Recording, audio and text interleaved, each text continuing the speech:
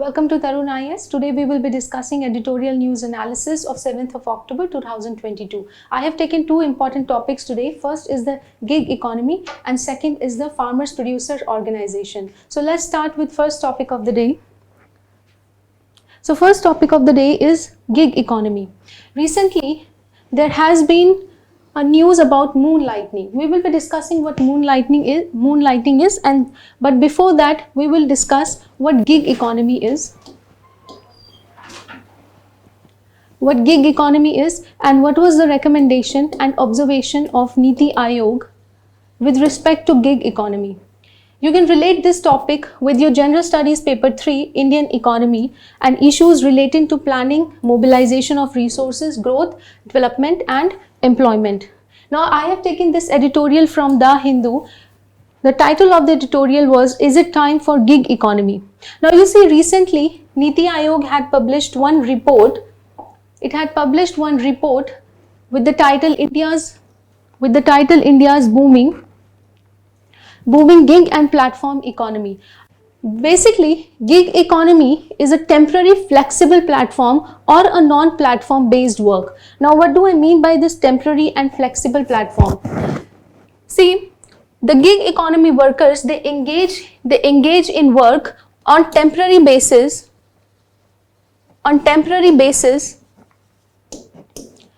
either with the aggregator platform. For example, you have Uber, this Ola, etc.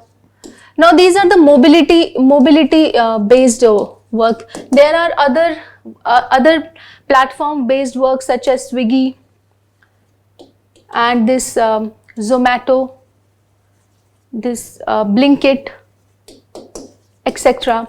So these are all the gig.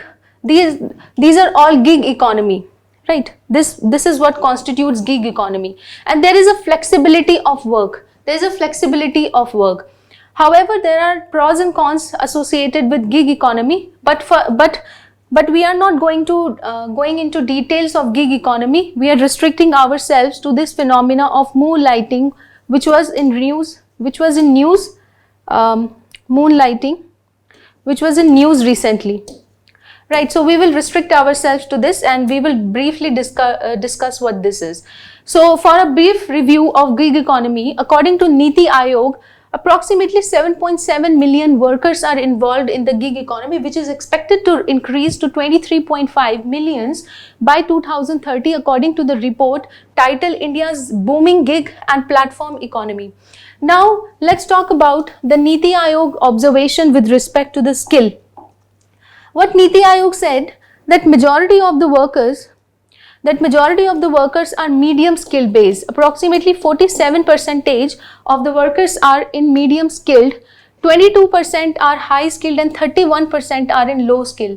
So major concentration of workers are in the medium skilled work. Now if you see that in order for India to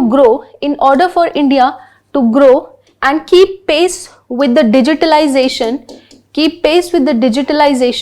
along with the increasing use of AI and other high technology, it is important that we skill our workforce in this high skilled work, right? So we need to enhance their skill. So we need to have reskilling and upskilling of our workers, right? Niti Aayog also observed the female labor force participation has remained low and it has somewhere between 16% to 23%. And according to the census of 2011, persons with disabilities constitute approximately 2.5% of India's population and they have a labor force participation rate of only 36%. Gig economy will be a boost to their livelihood, right?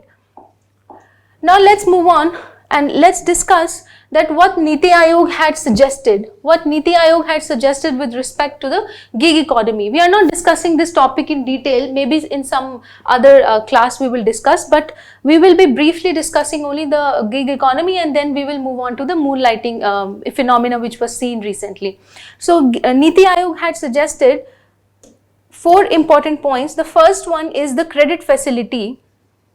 These were the suggestions or recommendations of Niti Aayog to boost India's gig economy and to leverage it for economic growth and development. For economic growth and development. Right. So credit facility enhancement. That is the first point. The second point is the platformization.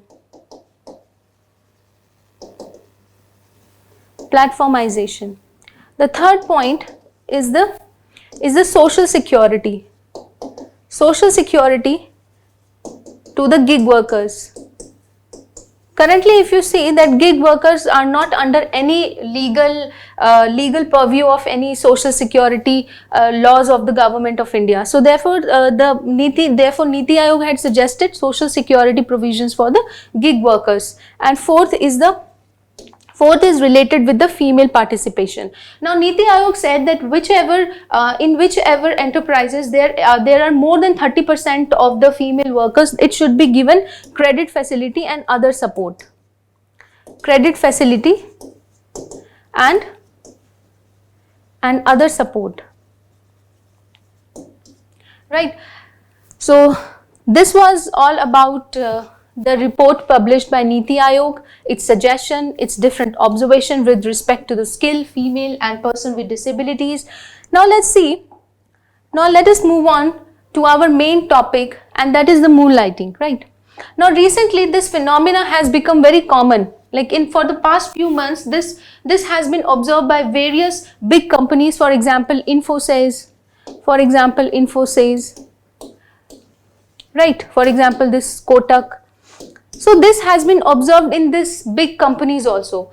A July study which was published by Kotak Securities, they reported that at least 60% of its 400 employees who were surveyed, not all 400 employees, not all the employees working with Kotak, but the 400 employees who were surveyed, out of these 400, 60% of the employees, they said themselves that they themselves had or knew someone who engaged in this moonlighting. Now, what is this moonlighting? And why it is becoming an issue with some organization, and some organizations are not very serious about it. Now, moonlighting means that when an employee is working for a remuneration with entities other than their employers. For example, if there is a person, there is a person working with any company ABC, right? So it is working permanently here as an employee, right? However, this same person engages with another entity. This same person engages with another entity for the worker, for the purpose of remuneration. For the purpose of remuneration, benefits, monetary benefits or non-monetary benefits, that may be in the terms and conditions of the work. But however, this is what the moonlighting is, that this person is engaged simultaneously with two organizations, right? So it is working permanently with company ABC, and it is also engaged temporarily or permanently with another entity, right? So this is what the moonlighting is. Now, why moonlighting is becoming a problem recently? Now let's see what the companies had observed. What is the reaction of different companies to this moonlighting? Now, according to Wipro, it sacked 300 employees since they were working for the rival firms. Now you see that a question related to this phenomena was recently asked in the General Studies paper 4 of May 2022. If you see, one of the case studies was regarding this. You know, it was not directly related to this, but it was related that a person who is simultaneously engaged with two companies. Now this becomes an ethical issue. This becomes an ethical issue because it leads to not only the conflict of interest, but it also raises question.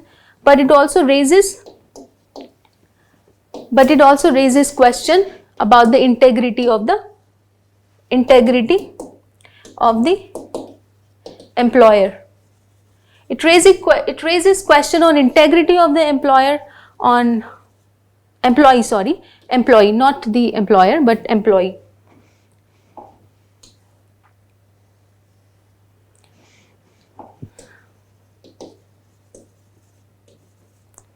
So it raises question on integrity of the employee and honesty of the employee, right? So, and it also leads to conflict of interest. So this becomes a ethical issue. So you can prepare this topic for your general studies paper 4, right? Try to brainstorm all the ethical dilemma and all the ethical issues that is associated with this moonlighting. For example, 2-3, I have told you this conflict of interest. It raises question on the integrity and honesty of the employee, and also it is against the work culture, work ethics, and professionalism. Right, professionalism. DCX Tech said that moonlighting was a challenge for employees, but that wouldn't affect its work from home policy, right? Some of the companies, they allow, in fact, post COVID-19, this has increased, that some of the companies do allow their employees to work from home.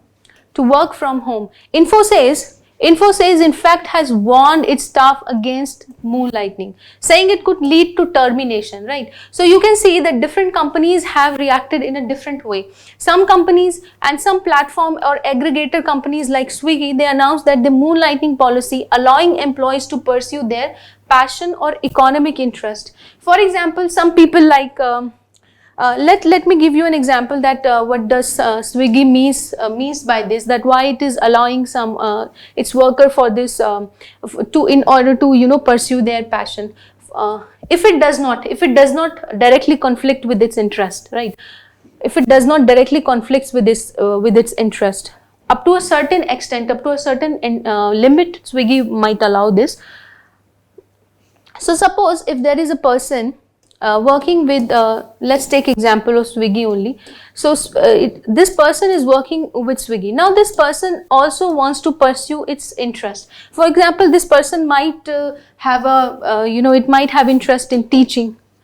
So maybe giving this, tuitions with, maybe teaching in a coaching center, let's say, for example, coaching center.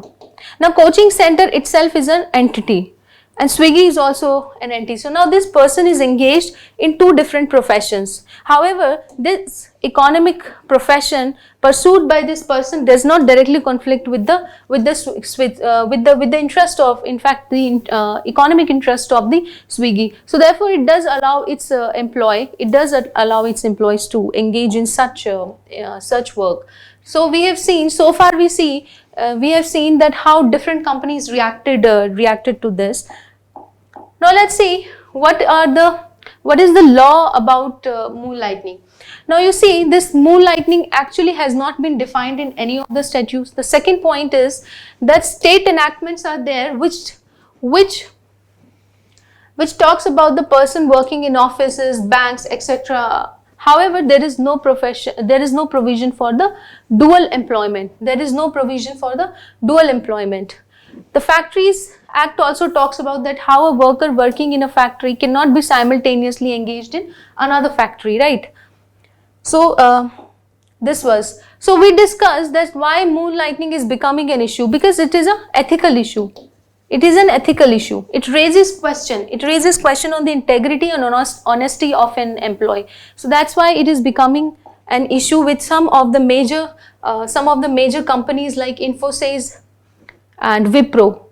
Now, are there any punitive actions? Currently, since there are no law regarding moonlighting, and it is not defined in any of the statute also. So therefore, the courts of India, they deals with the employment, their writ court and the labor courts, and they exercise jurisdiction on the basis of the equity and fairness. So there are chances that they might lean in favor of the employees. That, for example, now see this situation which I explained you, that if a person is working with Swiggy, or let's say another company ABC, let's say another company ABC, and it also engages with another company, a coaching center, or perhaps this person himself or herself owns a restaurant or a small hotel or perhaps a guest house, right? So court in this case would see that how this person's engagement in such economic activity impacts the interest of Swiggy. If it does not, then the court might allow the person to pursue its interest, right? So this is about the punitive action. So this was about the gig economy and how the different companies has reacted to this phenomena, to this newly observed phenomena of moonlighting, and what was the observation. In fact, I mean, what were the observations of Niti Aayog when it comes to gig economy? What were its suggestions and recommendation with respect to enhancing the growth of the gig economy and leveraging this platform for the economic growth and development? Now we will move on to another important topic of the day, and it is farmers producers organization, right? You can relate this topic with General Studies Paper 3, Agriculture, Transport and Marketing of Agricultural Produce and Issues and Related Constraints. I have taken this editorial from The Hindu, which is Leveraging Value Chains in Farming, right? Leveraging Value Chains in Farming from Hindu Business Line, right? Now, this editorial is basically a combined editorial. It's a combined editorial. I took one very old article about farmer producers organization that was published in The Hindu only. Okay, so I have combined these two articles, and then I have tried to present this farmers producer organizations in a comprehensive way, discussing the issues, the significance of the FPOs, the challenges of the FPOs, what the government has done, what can be done when it comes to leveraging such platform. Now, what is leveraging value chains in farming? What is leveraging value chains in farming? You see that the Indian agriculture, it suffers from many constraints. It suffers from many constraints. Some are natural constraints. Some are anthropogenic, that means human created.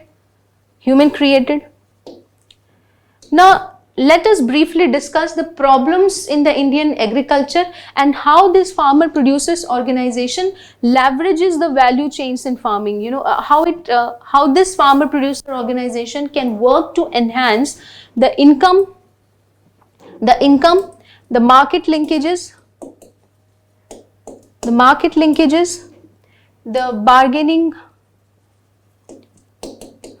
bargaining power of the farmer, etc. Right? So let us see a brief data about the Indian agriculture, and then we will move on to what farmers producers organizations is. Alright, so let us see now the different facts which are related with the Indian agriculture and that acts as a constraint to the agricultural growth and the income and livelihood of the farmers, and how this farmers producers organization help enhance the income of the farmers, their livelihood, their marketing power, their bargaining power, marketing linkage, and their bargaining power. So the first point is the income of the farmers.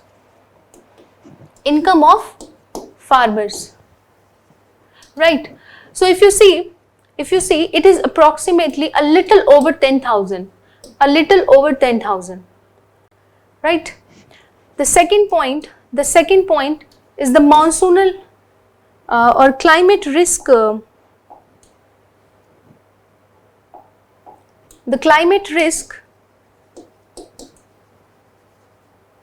climate risk faced by farmers.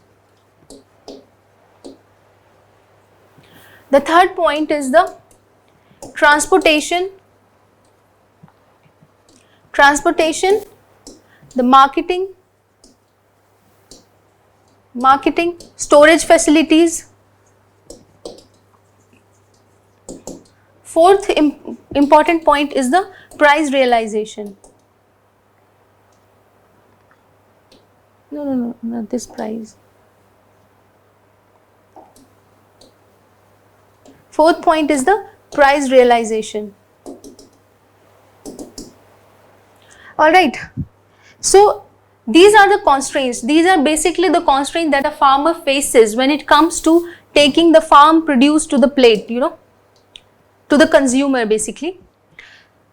Now let us see some other important facts. First is the number of farmers. The number of farmers. Approximately, 50% of the Indian population is engaged in agriculture. Directly or indirectly. Some are directly involved in farmers, some are agriculture laborers and all. So 50% of the population is dependent upon agriculture. However, agriculture is a short season phenomena. Approximately it has a 180 days working 180 days of working days, right? 180 working days. The second point is the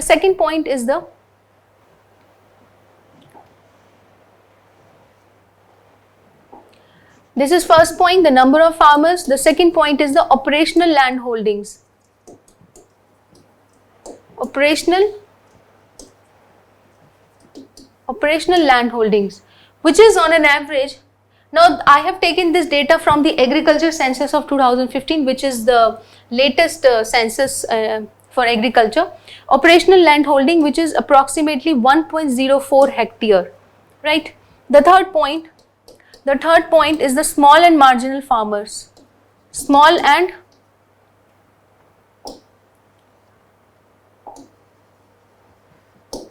marginal farmers. These are approximately 84 percentage, right? Engagement of women.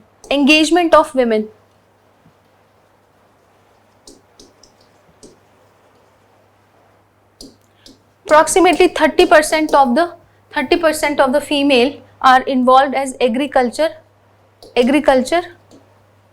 laborers. And a very small percentage, or in fact you can say a meager percentage of the women are women farmers. I mean, that means they own their own land and they do the farming. Women farmers, Mahila Kisan, very small percentage, right?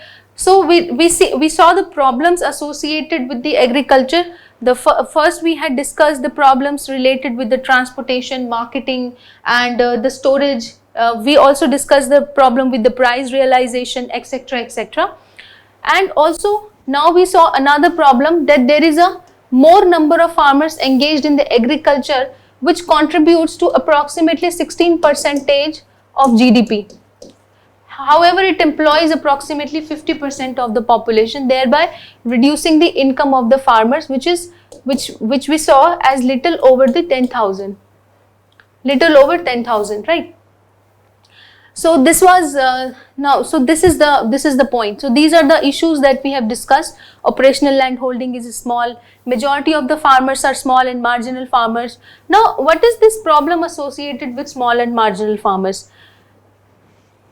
Let me clear this. So small and marginal farmers,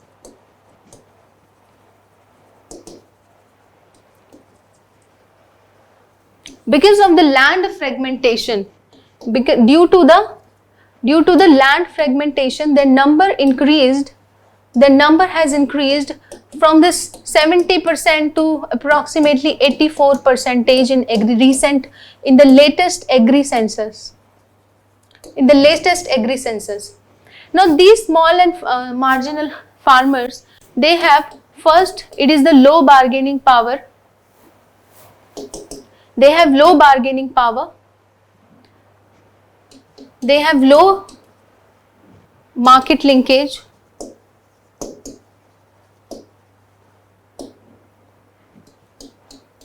They have low price realization.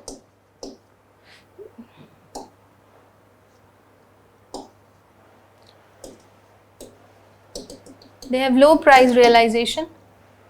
And the fourth point is their input to output ratio is high. Input to output ratio is high. Now what do I mean by this? That they have a more input, like when it comes to the seeds, when it comes to other like fertilizers, herbicides, but due to the land productivity, low land productivity, the output the farm produces, the farm output is low. So these are the problems which are specifically associated with small and marginal farmers. Now, in order to enhance their income, farmers cropping pattern or practices, they are influenced. Cropping pattern or practices are influenced by the government policies. For example, MSP. This MSP. Now, because of this MSP, the farmers restrict themselves to the profiting crop. For example, this wheat, rice, etc. So there is low crop diversification. There is low crop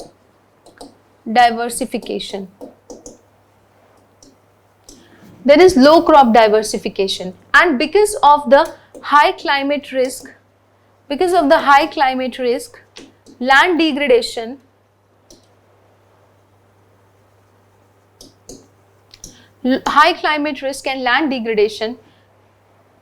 low crop diversification becomes specifically a problem for the small and marginal farmers, right?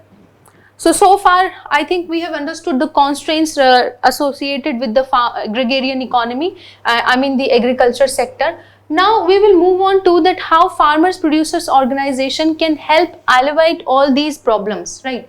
May not be completely, but it can initiate a process to enhance the income of the farmers,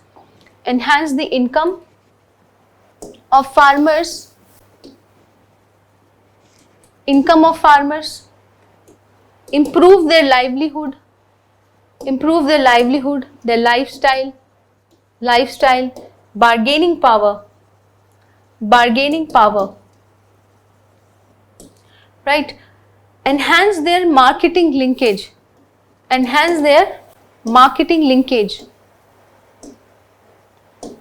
improve their cropping pattern, make it more scientifically, and also inculcate good practices, right? So this is what the farmers producers organization can do. Now let us move on to what are FPOs? FPOs are basically organization that helps enhance the members' market linkage and bargaining power. Now, when it comes to the farmers producer organization or farmers producer companies, it is the farmers who are the members of this organization, right? Now, let's start with the background of the farmers producer organization.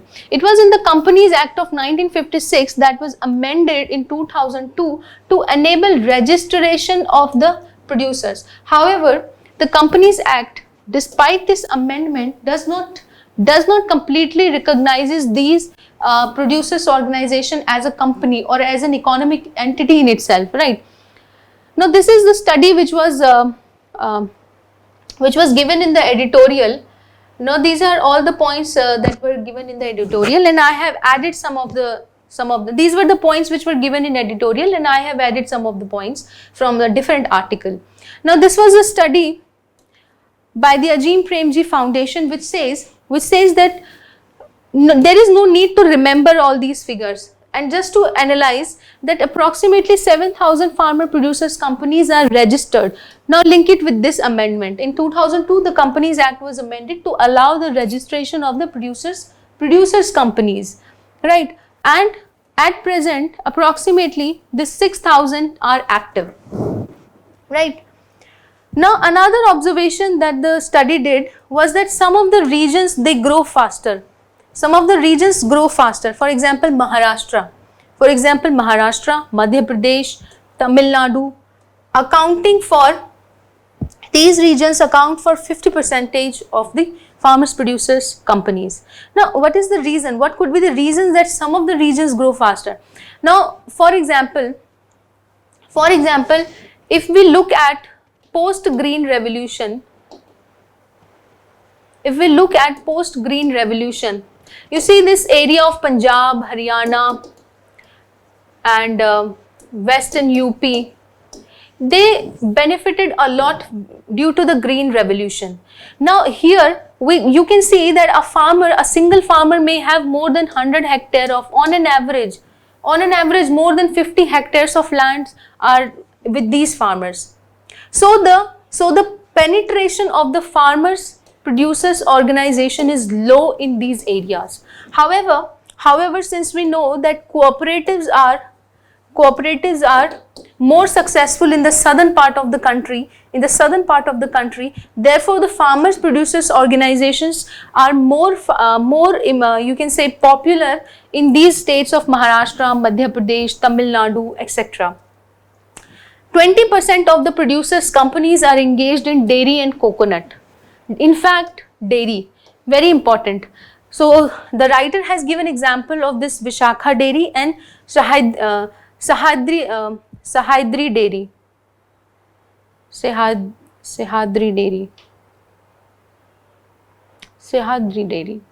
dairy, right? So the writer has given example of Vishakha dairy and Sahadri dairy. Now let's see the role of the farmers producers organization. Now we have already discussed the role of the farmers producers organization, that it provides marketing, branding, it provides branding, it generates awareness among the farmers, The writer has given example of a gathering of farmers in Jharkhand, where a farmer asked the resource agency person, he asked a resource agency person that how these producers organization or FPCs, they will benefit them. What are the benefits that they are going to drive if they become the member of this organization?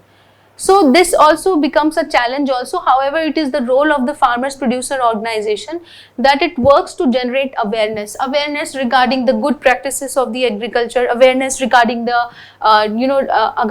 regarding the scientific practices in agriculture, awareness regarding the marketing linkages, awareness regarding the branding, the storage, etc.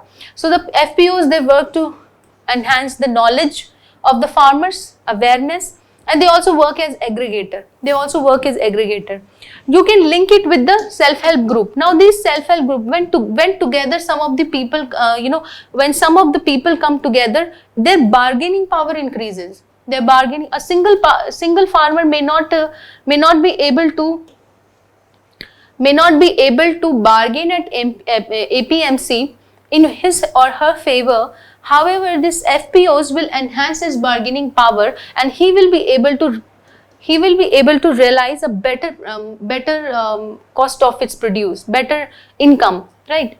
So basically they work as a intermediaries by this is not aggravating,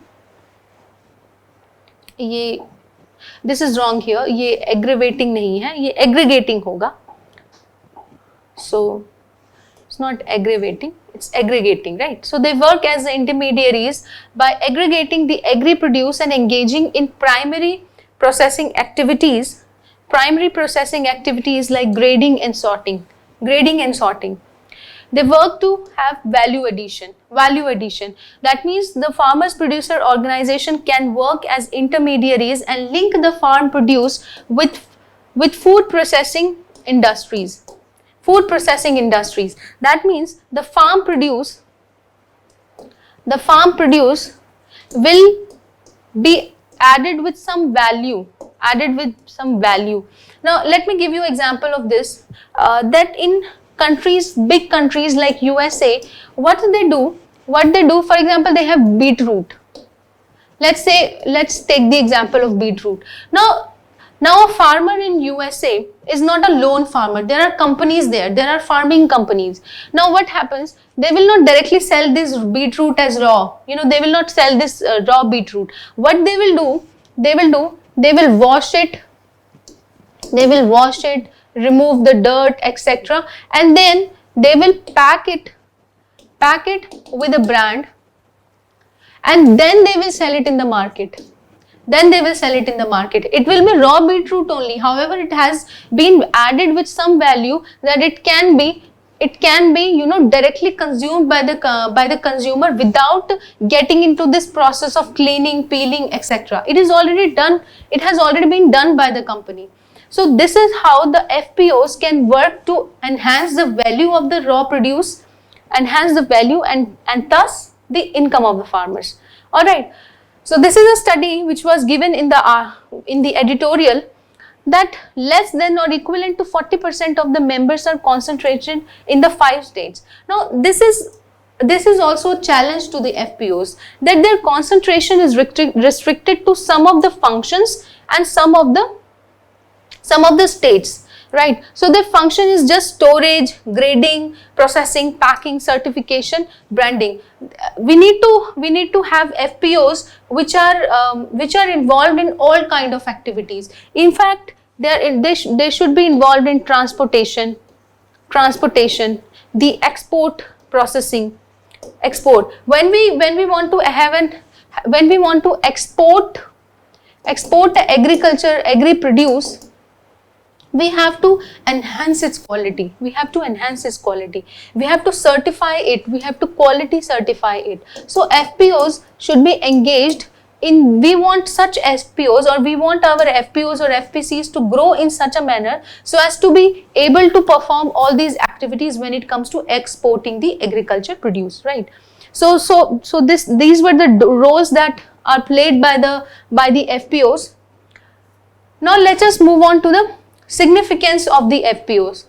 Now basically they are the new age option to address some of the agrarian challenges while maintaining India's present welfare equilibrium on the long-standing welfare model of collectivization.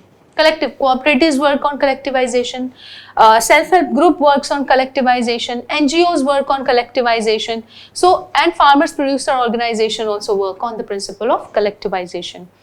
Now you see that the current production of grain was approximately 314 million tons in the financial year of 2022, right?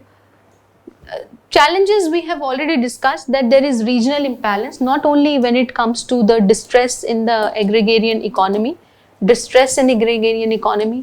there is disparity or regional imbalance in the income of the farmers. If you compare the income of the farmer in Punjab and you compare it with the income of the farmer in Orissa or Jharkhand, the example which I discussed earlier, compare the income of the farmer in Punjab and Orissa and Jharkhand, there is a huge difference. The farmers in these states, in states of Chhattisgarh, in state of Orissa, etc., Madhya Pradesh, in the hinterland of the rural area of the Madhya Pradesh, they have low bargaining power. Right? The land and soil degradation also becomes a problem. If you consider the report by the Ministry of Forest and Climate Change, State of Environment Report of 2019, approximately 30% of the Indian land is under degradation. It is under degradation. Climate risk is there. The flash flood and the flash drought.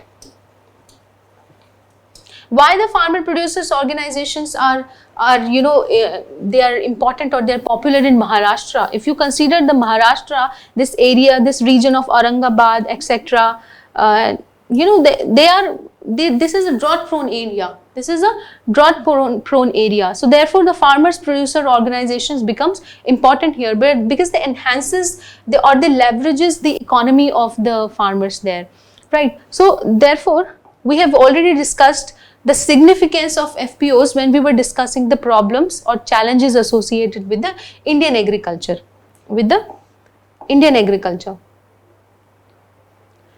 Small and marginal land holding we discussed. That it enhances their market strength, linkages, it provides them good opportunities, and e-commerce. Think about NAM. The farmer producers organization will also help a farmer register its produce at commodity exchange, get warehouse receipts.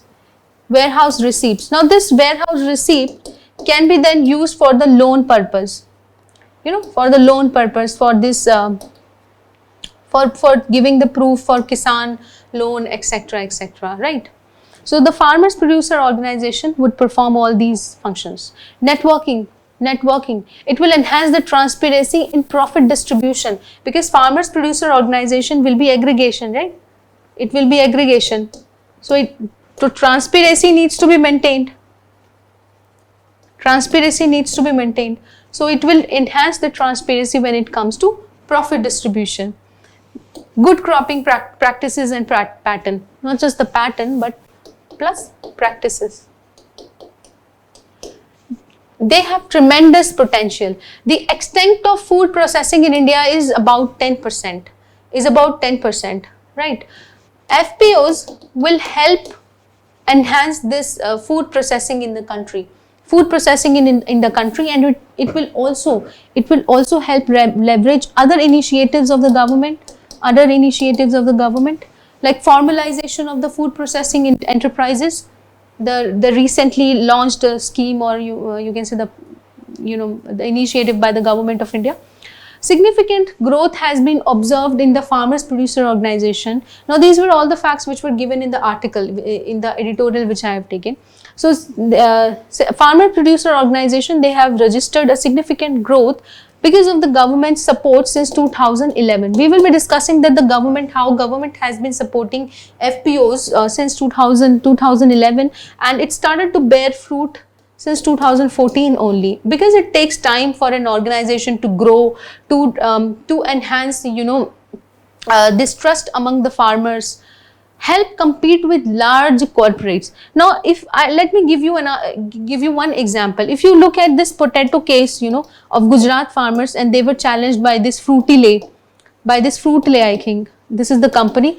Fruitlay has actually it had sued the farmers of Gujarat, the potato growers of Gujarat, because it said that this FC the variety of the potato which these farmers grow were used in chip making, the making chips, these lays and all. The farmers producer organization will help compete with such companies, right? The big corporate enterprises, and provide low cost and quality. Now you can relate it with another example, like recently, because in 2020, if we remember that post farm protest, the government had withdrew the 3 farm laws, but one of the farm law dealt with the contract farming. It dealt with the contract farming.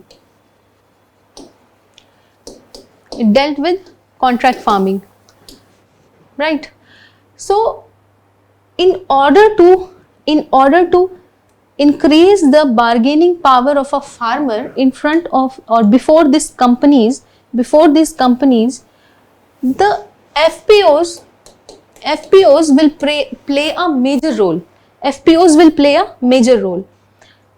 So this is how FPO is going to significantly improve the situation or status of the farmers, right? Now, however, there is no sector that comes without challenges. So FPOs and FPCs, they have its own challenges. First, there is a lack of awareness. For example, I discussed the case of Jharkhand. there was a gathering of farmers, and one of the farmer asked that how these FPOs are going to enhance, so lack of awareness is there. However, FPOs are for to increase the, for to enhance the knowledge of the farmers and increase their awareness about good practices and etc. The mobilization of the farmers is a challenge. The mobilization of farmers is a challenge because there is a, there is a trust deficit. Because there is trust deficit, right? Inadequate agri-value chain infrastructure. Look at the condition of the logistics in India.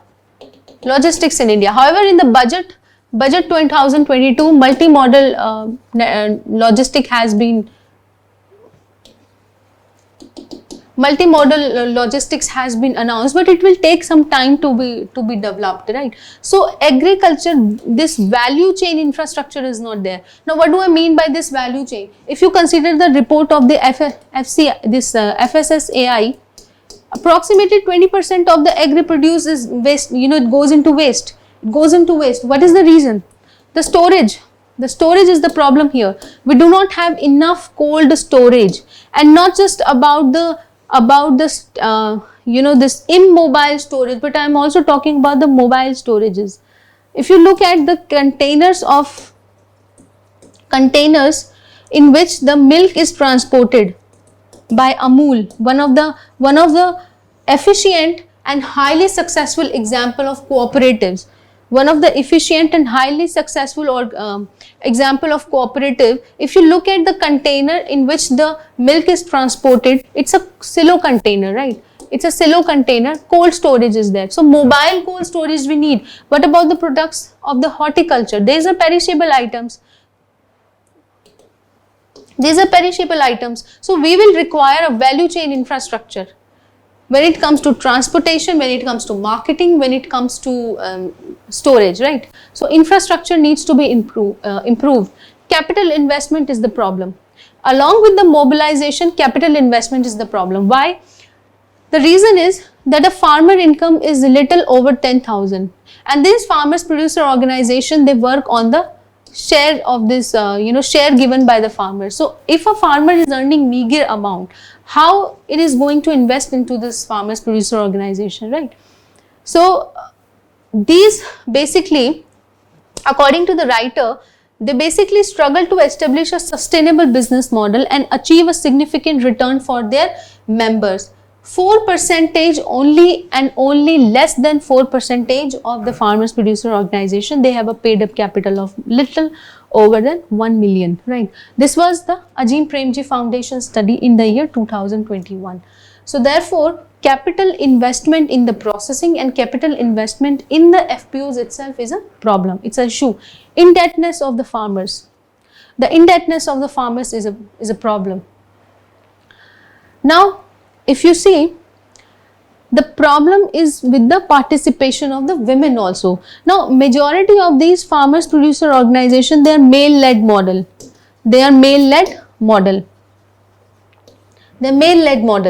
So the participation of women is low. And if we consider the data which is given in the article, then only 2.4% of the 15,000 so far registered FPOs in India are exclusively meant for women, right? Exclusively meant for women. Even if there is a participation of women, it is basically on behalf of the male counterpart, right? Not the participation or engagement of the women per se, right? So some of the other challenges are also there. The disparities among states. Not all FPOs or FCs are able to absorb funding equally. Some of the FPOs, like if you consider the FPOs involved in dairy, they will benefit more. If you consider in the southern India, if we consider FPOs who are involved in the business of this coconut, they are more successful. The brand building is a problem, and like I said, it is a male-led model. There is no proper policy platform when it comes to FPOs. There is consumer outreach is the problem, marketing is the problem. So these are some of the challenges that FPOs face. Now let us discuss what the government has been doing so far. In the year 2010 and 11, the SFAC, which is Small Farmer Agribusiness Consortium, was given the task to promote and support FPCs. NABARD was also given the task to support 2000 FPCs with an outlay of 200 rupees crore. 200 rupee crores, right? There was a central scheme which was launched to support 10,000 FPOs in the year 2021 with an outlay of approximately 6,000 crores. It had three components: the formation of the production cluster, one district, one product, and 15% of the FPOs were to be established in aspirational district. Now there are 112 aspirational district which were recognized by the Niti Aayog, right? So 15% of the FPOs will be in the aspirational district, and of course the agriculture infrastructure fund which was launched by the government of India.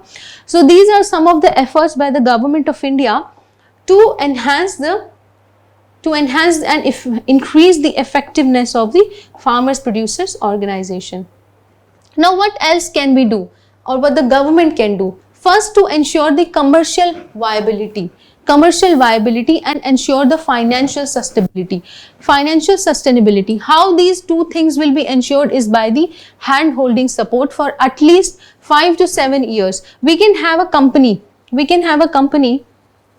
for example, there is this company ABC, right? It can give hand-holding support for 5 to 7 years to a FPO in a region, and when this FPO becomes financial and commercially viable, this company can be withdrawn. Now this is basically one of the model on which the FPOs can be made more effective and successful in the regions where climate risk and the income and livelihood of the farmers is more problematic, right? The AMLA approach, we can have this approach in the beginning. Now what is this? This is aggregation of the farmers, the marketing, leverage, L stands for linkage, L stands for linkage, and this A is for this awareness, right? So AMLA approach can be, first you increase the awareness of the farmers, try to improve their market linkage, and and of course aggregate the farmers, increase their knowledge, etc. So this approach can be, and also enabling the entitlement via different schemes. Government has launched various schemes. So what FPOs can in the beginning do, FPOs can enhance the entitlement of its members by these schemes, like by taking benefits of these schemes, and slowly then they can grow. The writer suggests that the FPOs can be listed in social stock exchange, right? And increasing their access to the financial resources. We can try and emulate the model of NDDB, which is National Dairy Development Board. The poultry is also a successful FPO, not very successful if you compare it with the dairy, but in some of the regions the poultry farming is successful. FPOs which deals with spices, it's not slices, it's spices, right? Spices, coconut, promoted by the National Horticulture Mission. So far we discussed two topics in today's editorial. The first is the gig economy and the second is the farmers producer organization. We have discussed farmers producer organization in detail, and if a question comes in the mains paper, then I am hopeful that you will be able to answer it, because this is the most comprehensive way in which we could discuss any topic. So that's it for today. Guys. Thank you so much.